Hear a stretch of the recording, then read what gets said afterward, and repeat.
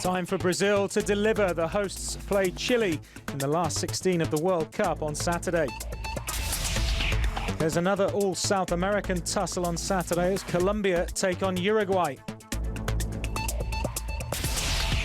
Luis Suarez is back in Uruguay after his ban for biting. But what does the FIFA president have to say on the matter? Former World Player of the Year Kaká is supporting from the stands after being left out of Brazil's World Cup squad. And the Yankees hammer their bitter rivals, the Red Sox, in Major League Baseball. Stay with us.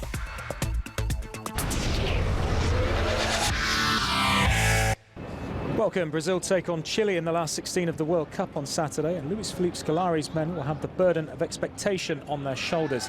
The Group A winners hit form in their final match against Cameroon, and they're playing a side who only know one way: all-out attack. Brazil have never lost at home to their South American rivals in 26 meetings, winning 25. But the Seleção are wary of one man in particular, Alexis Sanchez.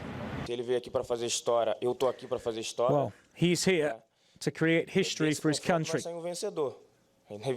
We have to have a winner in this game, and that's that.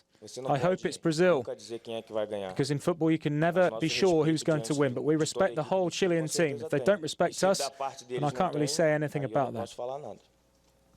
Chile's last two World Cup finals appearances have ended in heavy last 16 defeats to Brazil, including the 3-0 loss 4 years ago.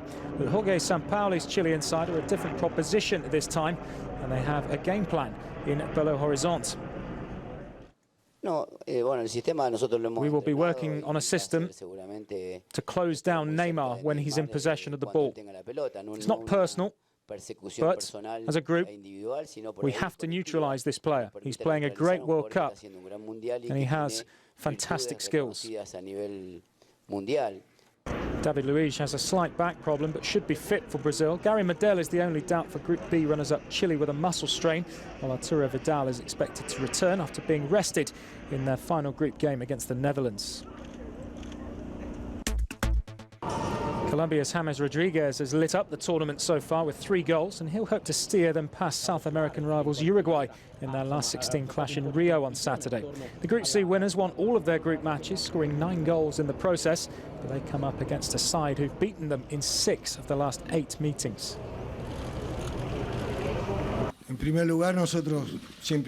Well, first of all, we think Uruguay are a very, very strong opponent. They're a top-notch team. It's a very experienced team with a lot of ability. They also have a wonderful coach with a successful, vastly successful period over the last couple of years. It was going to be difficult in any case, but I'm very busy in trying to get Colombia ready. I'm very busy trying to deal with the problems we have with a few injuries to our players. Let us think of Uruguay. They do have a great team. It's up to us to stop them.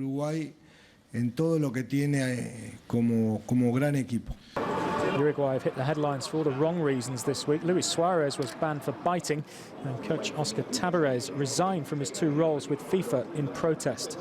Well, we know who the protagonist is in this story.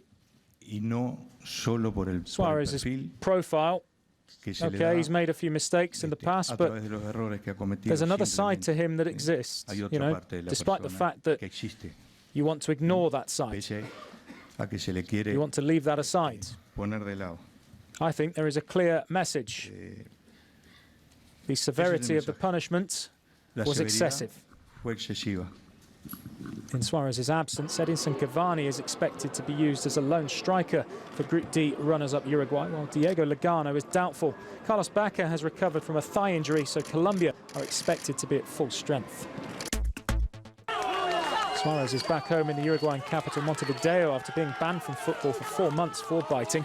The Uruguay striker still received a rapturous reception from Uruguay fans, despite being banned for 9 international matches. The player he bit, Italy's Giorgio Chiellini, has since said the length of the ban is very harsh. FIFA President Sepp Blatter dodged questions about the length of Suarez's ban. The 4-month ban is the biggest in World Cup history, beating the 8-game suspension dished out to Italy's Mauro Tassotti for an elbow on Spain's Luis Enrique back in 1994. Blatter admits, though, that Suarez deserved to be punished. This is not fair, what he has done. That's definitely not fair.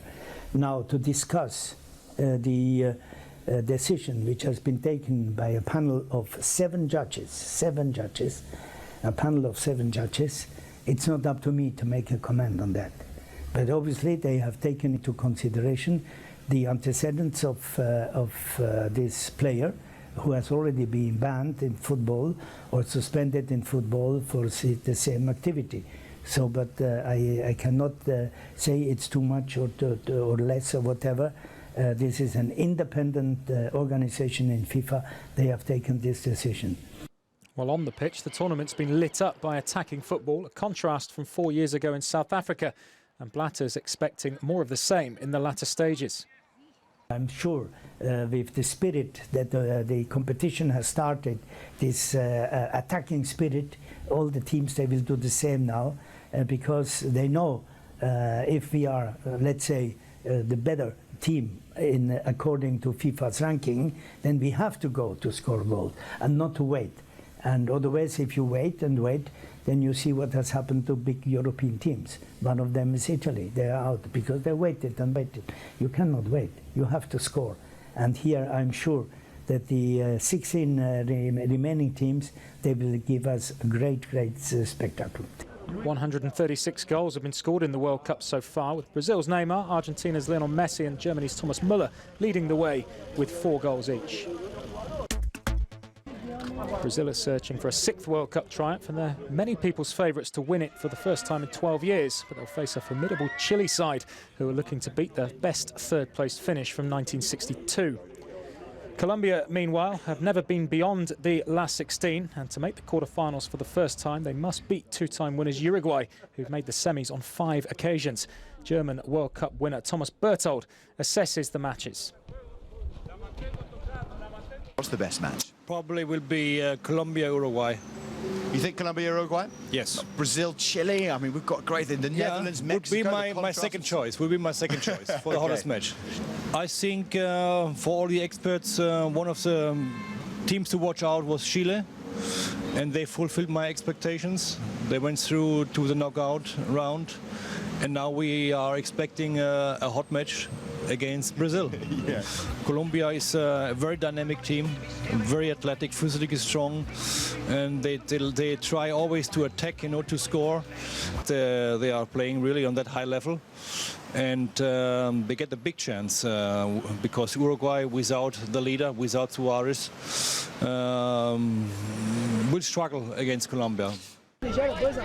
Well, South America Saturday begins with Brazil versus Chile at 1 p.m. local time, that one in Belo Horizonte, with Colombia's clash with Uruguay at 5 p.m. local time from Rio's Maracanã Stadium.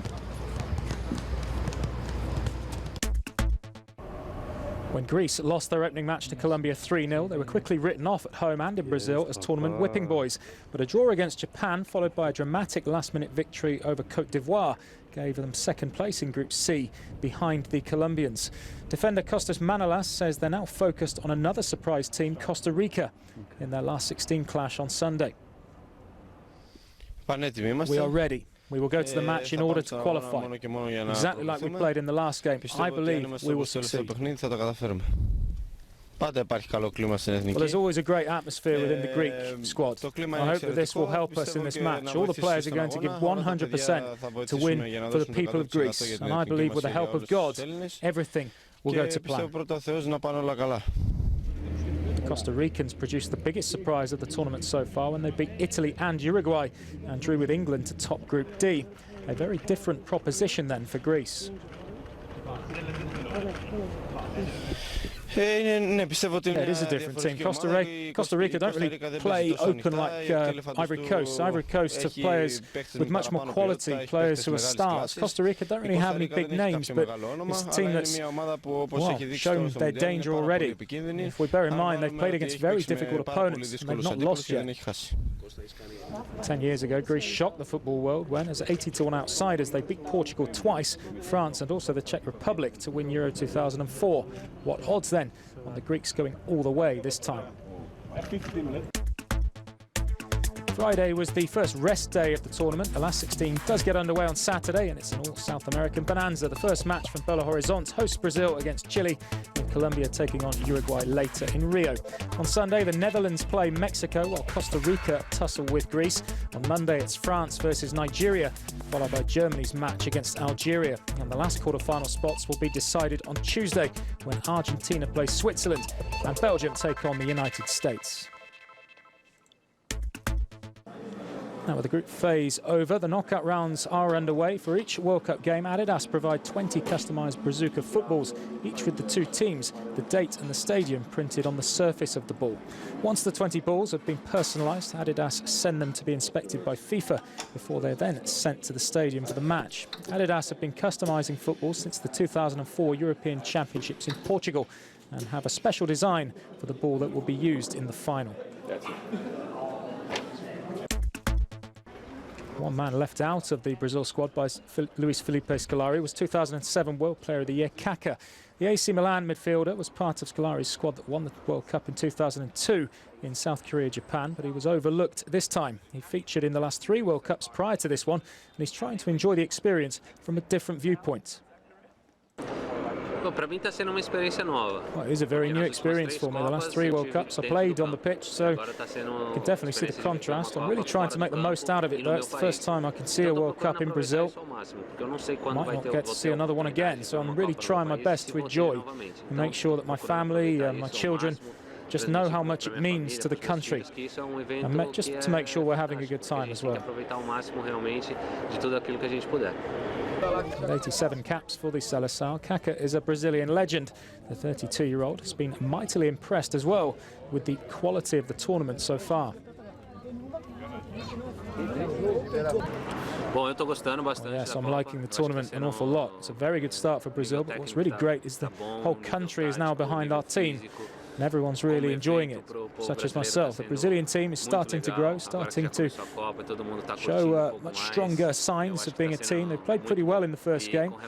Second game against Mexico, it was a much harder match for the Brazilians. But the third game, they really started to show a lot of flair in what they can deliver to the tournament. And I really can't wait for the last 16 to begin. The whole tournament's been great. Having won the Champions League and a host of other domestic honours, Kaká could be set to move on from Milan. He's in advanced talks with Orlando City and could move to the MLS in January next year. Portugal have arrived back in Lisbon after their World Cup elimination. Paulo Bento's men finished on the same number of points as the United States, but went out on goal difference. Their star man, Cristiano Ronaldo, scored the winner in their final Group G game against Ghana, but with a few niggling injuries, he never looked fully fit at the finals. The Portuguese fans at Lisbon Airport were still supportive of their side's efforts. I'm an unconditional supporter of the players, regardless of results. Of course, we wanted better, no doubt about that, but it's on these moments that we have to back our players and give them strength, because when they win, everybody shows up. I make a point, always give them support, whether they lose or win. Well, on Ronaldo, he arrived injured, so I understand that he was not able to give his best, but he gave what he could. That's the most important thing. Congratulations to him. The last time Portugal failed to progress from the group was in 2002, but Coach Bento is expected to keep his job despite their early exit.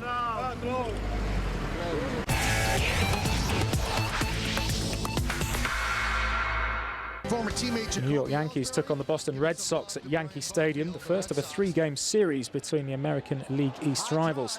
The Yankees took control in the 4th inning. Kelly Johnson belted a 2-run home run to put the Yankees into a 3-0 lead before Brett Gardner added another homer off Red Sox pitcher Brandon Workman, his 7th home run of the year. Brian McCann then sealed matters for New York with a 2-run home run in the 8th to get the Yankees off to a flying start in the series. 6-0 this one finished. Well, the Nationals have now lost 3 on the bounce after the Cubs beat them 7-2. Coco Crisp's go-ahead run in the 9th secured victory for Oakland after the A's had blown a 4-run lead. The Texas Rangers ended an 8-game losing streak with Nick Tepesh starring with 7 1/3 shutout innings. Fiji have booked their place at the 2015 Rugby World Cup in England after demolishing the Cook Islands in their Oceania qualifier in Suva. They battered their fellow Pacific Islanders with 17 unanswered tries. Crusaders back Nemani Ndolo ran in a hat-trick. Fiji will play England, Australia and Wales in Group A at the World Cup.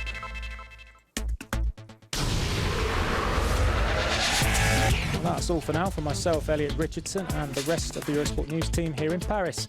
So the group stages are done and dusted. On Saturday, the last 16 gets underway at the World Cup with host Brazil kicking off against Chile. For all the latest, go to our website, eurosport.yahoo.com.